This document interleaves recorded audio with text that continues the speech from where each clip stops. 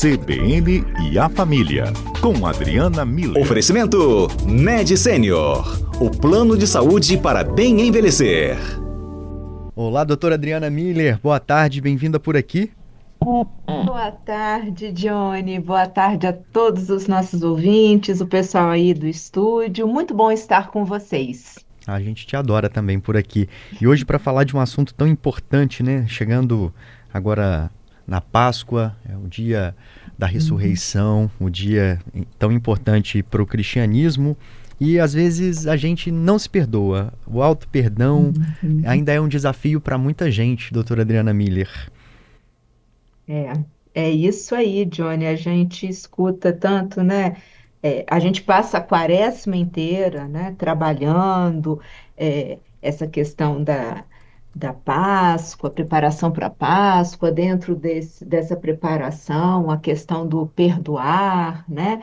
Então, isso é muito, muito falado, muito acessado por todos nós, né? Dentro dessa ideia mesmo do, da tradição da Páscoa, né? E claro que aqui a gente não vai falar de teologia, aqui a gente vai falar de psicologia e da força desse simbolismo, né? Porque quando a gente pensa na Páscoa, a gente está falando de renascimento, renovação, ou seja, da gente fazer um trabalho para revelar o nosso melhor, a nossa melhor versão, né?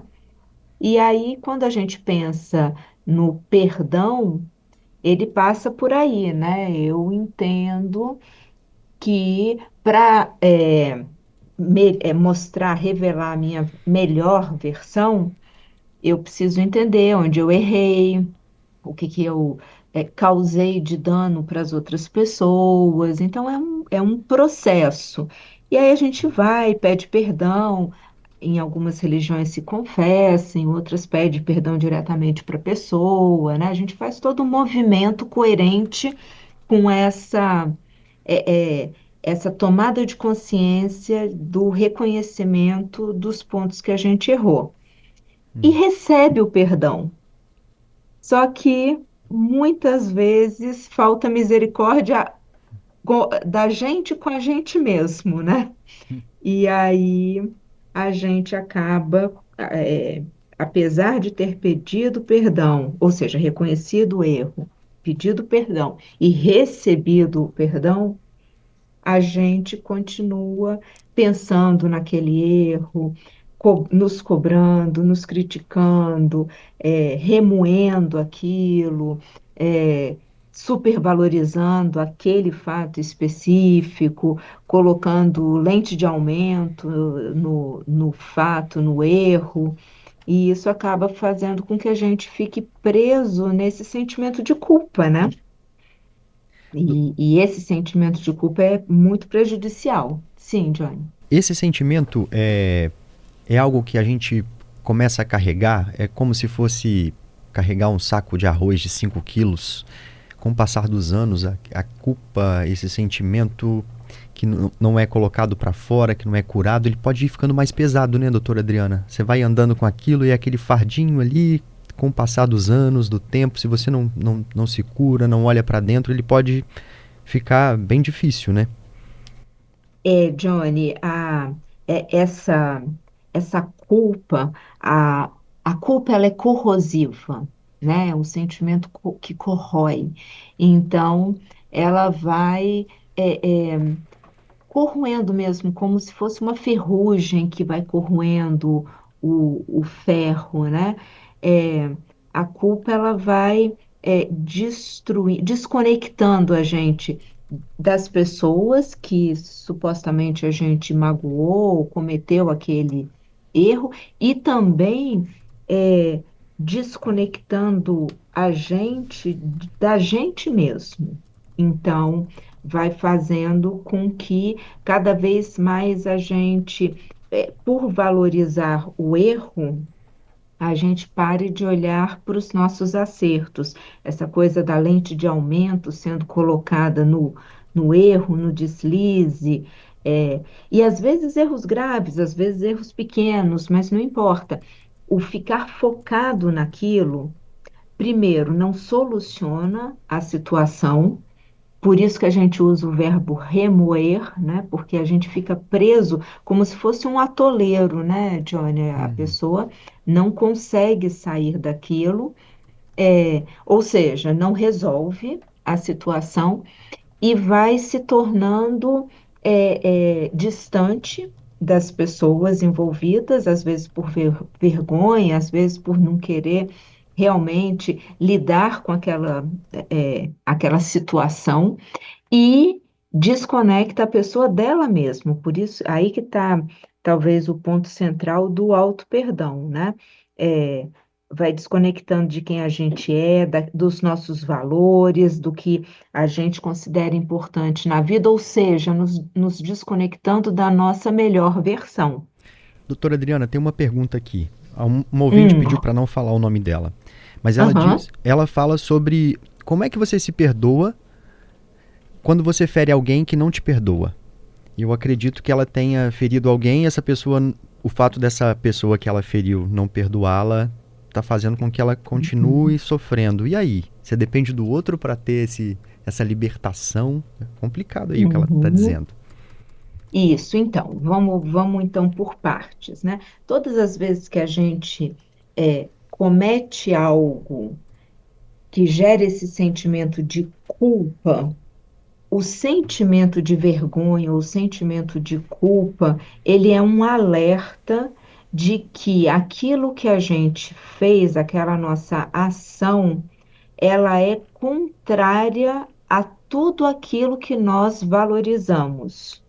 Então, é como eu costumo dizer o seguinte, Johnny, para ficar mais claro: nenhum de nós se arrepende de agir de forma coerente com os nossos valores. Nenhum de nós se arrepende de ser honesto, de ser respeitoso, de ser gentil com os outros, porque esses são valores essenciais, assim, fundamentais na nossa vida. A gente age de forma coerente e a gente se sente muito bem. A culpa é o contrário, é quando a gente percebe que agiu de forma contrária a esses nossos valores. Então, fui desonesto, fui desrespeitoso, podia ter sido gentil e não fui, então eu percebo nessa minha ação um, um, um ato contrário àquilo que eu valorizo. Aí vem um alerta interno da gente, que é ou o sentimento de vergonha ou o sentimento de culpa. O Sim. que que a gente precisa fazer? Qual é o caminho? Então, a gente vai no caminho contrário. Primeiro, toma consciência do que eu fiz. Assim, por que que eu estou achando que o que eu fiz foi um erro? Então, a gente vai ter, a partir daí, qual é o valor que nós próprios é, agimos de forma contrária, né? Então, eu vou descobrir qual é o valor que eu feri, o valor que é importante para mim. Dali para frente, a gente vai fazer um movimento de conectar de novo com isso que é importante. Aí eu vou para a pergunta da pessoa que mandou. Então, a pessoa percebe que a ação dela feriu o outro. Ela olha para ela mesma e fala: sim, realmente o que eu fiz foi contrário a tudo aquilo que eu julgo que é certo, adequado, bom, justo. Vou me retratar com essa pessoa. Ela está fazendo o movimento que é necessário ser feito. Então a gente faz o movimento coerente com tudo aquilo que a gente valoriza. Então, a gente se conecta com a gente de novo e vai ou para a pessoa, vamos lá, a gente vai para a pessoa e explica isso. Assim, olha, eu hoje, naquele momento, eu não entendi, mas hoje eu, refletindo, consigo perceber que eu agi de forma ruim, que te machucou, e inclusive ruim para mim, porque foi contrário a tudo aquilo que eu valorizo, prezo e espero da vida e das outras pessoas, né? Então, por isso eu estou te pedindo desculpa. A ação da gente termina aí. Se o outro vai nos desculpar ou não, isso também está na mão do outro, porque tem a ver com a coerência interna da outra pessoa. O que que cabe a nós? Qual é a continuidade da nossa parte? Primeiro, a gente se auto-perdoar, a gente entender que fizemos tudo o que era possível. Então, eu fui, me retratei, perguntei se tinha alguma forma de eu reparar o erro, né? Às vezes eu não consigo pensar em todas as situações, né, Johnny? Mas de Uhum. qualquer jeito, eu agi de forma coerente com todos os meus valores, com tudo aquilo que eu acredito e prezo na vida, e Sim. eu vou ter consciência disso. E o próximo passo, eu vou aprender com esse erro e não vou mais repeti-lo. Ótimo, doutora Adriana. Muito obrigado, viu, por conversar com a gente. O repórter CBN já está chamando, mas a gente adorou, como sempre. Tá ótimo, uma feliz Páscoa para vocês todos e vamos fazer com que a nossa melhor versão apareça, se revele e brilhe para Isso, todos. isso aí. Ótima Páscoa para a senhora também. Um abraço. Igualmente, tchau.